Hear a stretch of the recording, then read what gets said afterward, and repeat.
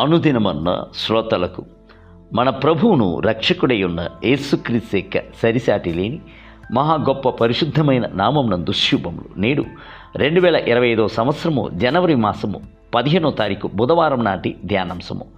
ఫలమును ఫలించుడి.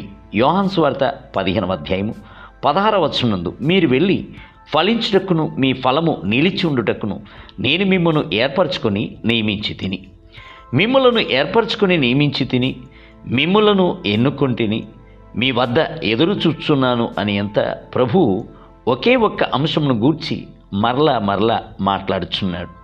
అవును, అదే ఫలమును ఫలించే జీవితము. అన్ని పరిస్థితుల యందును మనము ప్రభు కొరకు ఫలమును ఫలించుచు ఆయన యొక్క నామమును మహిమపరచుటకే పిలువబడి ఉన్నాము.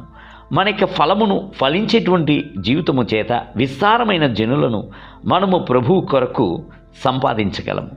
లండన్ మహానగరమునందు ఫేమస్ అని చెప్పబడి ఉన్న పెద్ద నది యొక్క తీరమునందు ఒక నావలో నుండి సరుకులను దించుట కొరకు అనేక కూలీలు నిలబడుచు ఉండేది.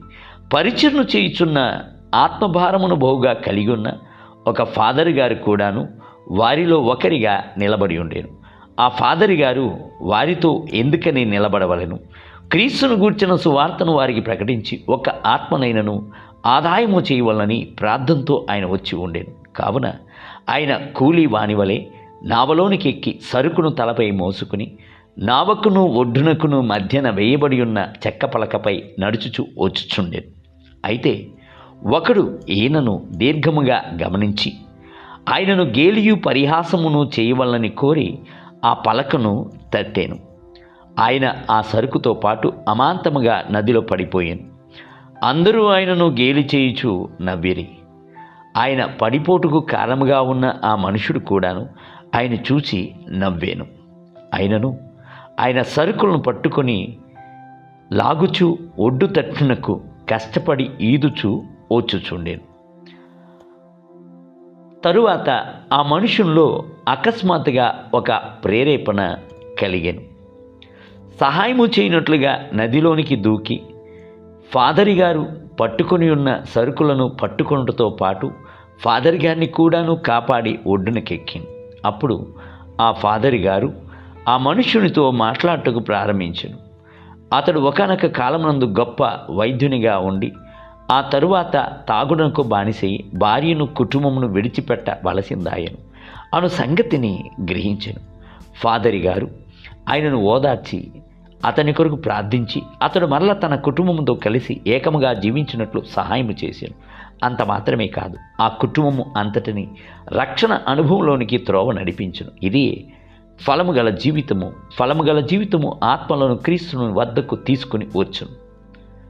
తమ యొక్క పోరాట సమయముయందును సమస్యల సమయముయందు కూడాను ప్రభునకు ఫలమును ఫలించవలను. అట్టి పరిస్థితులను ప్రభువు కొరకు వాడుకొని క్రీస్తు మనలను బహాటముగా బయలుపరచవలెను. మనము క్రీస్తుని వలె ఫలమును ఫలించు జీవితమును జీవించుటకు పరిశుద్ధాత్ముడే మనకు సహాయము చేయును. క్రీస్తు యొక్క జీవితమును చూడుడి. ఆత్మ యొక్క ఫలములన్నీ ఆయన యందు కనబడెను. పుష్పమును వెతుక్కుంటూ తేనెటీగలు వచ్చుచున్నట్లుగా ఆయన యొక్క ఫలమును కోరి వేవేల సంఖ్యలో ఆత్మలు ఆయన తట్టుకునకు పరిగెత్తుకుని వచ్చిరి. అద్భుతములను పొందుకునిది. దేవుని బిడ్డలారా, ఫలమును ఫలించే చెట్టు తట్టునకు పక్షుజాతులు అన్నీ ఎగురుచూ వచ్చున్నాయి. మీరు ఫలించెదరా? క్రీస్తు కొరకును రుచికరమైన ఫలములను బహుగా ఫలించెదరా? నేటి ధ్యానమునకే నా ప్రియుడు తన ఉద్యానవనమునకు వేంచేయుచుండెను గనుక తనకిష్టమైన ఫలమునతడు భుజించునుగాక.